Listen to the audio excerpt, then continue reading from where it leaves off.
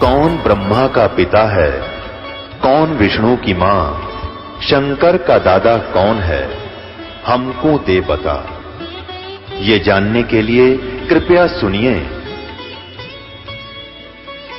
जगतगुरु तत्वदर्शी संत रामपाल जी महाराज के अमृत वचन सर्व पवित्र धर्मों के पवित्र शास्त्रों के आधार पर। उसके ब्रह्मांड, ये सभी ब्रह्मांड वहीं थे सतलोक के अंदर। ये वहां खड़ा था। सहजदास उस लड़की को लेकर गया, प्रकृति को, दुर्गा को, और वहां जाकर कहा कि ले पिताजी का आदेश है, ज्योति निरंजन जितनी भी आत्माओं ने तेरे साथ आने की स्वीकृति दी थी उन सबको इसके अंदर फीड कर दिया, भगवान ने भर दिया, और इसको वचन शक्ति दे दी है। जितने जीव तू कहेगा ये वचन से बना दिया करेगी। और ऐसा कहकर सहजदास वापस आ गया। अब ज्योति निरंजन ने देखा, इस ब्रह्म ने, सरपुरुष ने, युवा लड़की, अपनात्माओं, ये यहाँ बलात्कार और ये बकवादें जो हैं ये हमारे अंदर, इस मन वहीं से घर कर गई थी। इस काल में ये मन रूप में सबके अंदर विद्यमान हो गया। इसने ऐसा एलिमेंट छोड़ दिया हमारे अंदर, इसके अंदर ये दोष आ गया। एकांत में अकेली युवती को देखकर इसने उसके साथ जुल्म करना चाहा। लड़की भी भांप गई इसके इरादे को और कहा कि ज्योति निरंजन बात सुन, तू मेरा बड़ा भाई, तू मेरे से पहले उत्पन्न हुआ, अंडे से परमात्मा का ही उत्पन्न किया हुआ है और उसी से मेरा जन्म हुआ।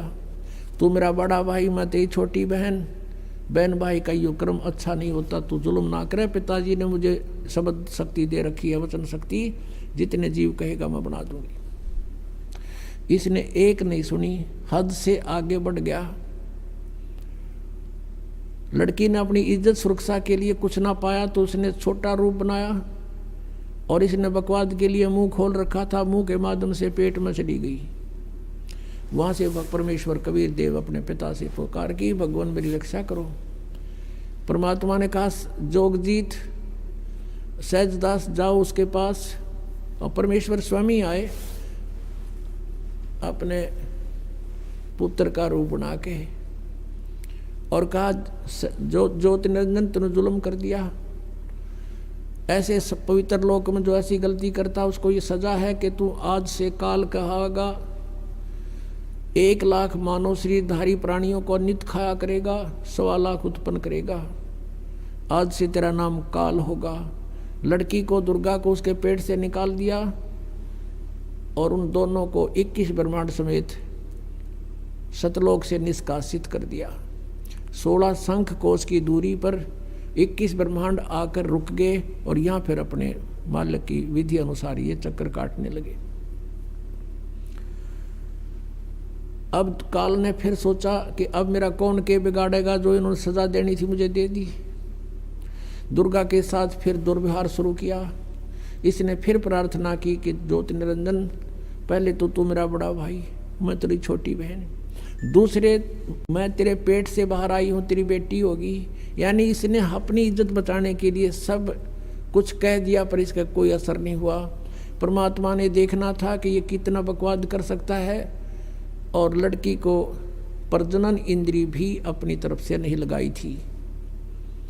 इसने अपनी सिद्धि शक्ति से नाखूनों से प्रजनन इंद्री बनाई और दुर्गा के साथ विलास किया। 3 पुत्रों की उत्पत्ति की। बड़े का नाम ब्रह्मा, दूसरे का विष्णु, तीसरे का शिव हुआ। अब मैं तुमसे कहूँ चिताई, त्रिदेवन की उत्पत्ति भाई। ज्ञानी सुने सो हृदय लगाई, मूर्ख सुने तो गम ना पाई। माष्टंगी पिता निरंजन, ये जमदारुण वंशन अंजन। पहले की निरंजन राई, पीछे से माया उपजाई। माया रूप देख अति शोभा, देव निरंजन तन मन लोभा। निरंजन की ने भोग विलासा, माया को रही तब आशा। 3 पुत्र अष्टंगी जाए, ब्रह्मा विष्णु शिव नाम धराए। 3 देव विस्तार चलावे, इनमें यो जग धोखा खावे।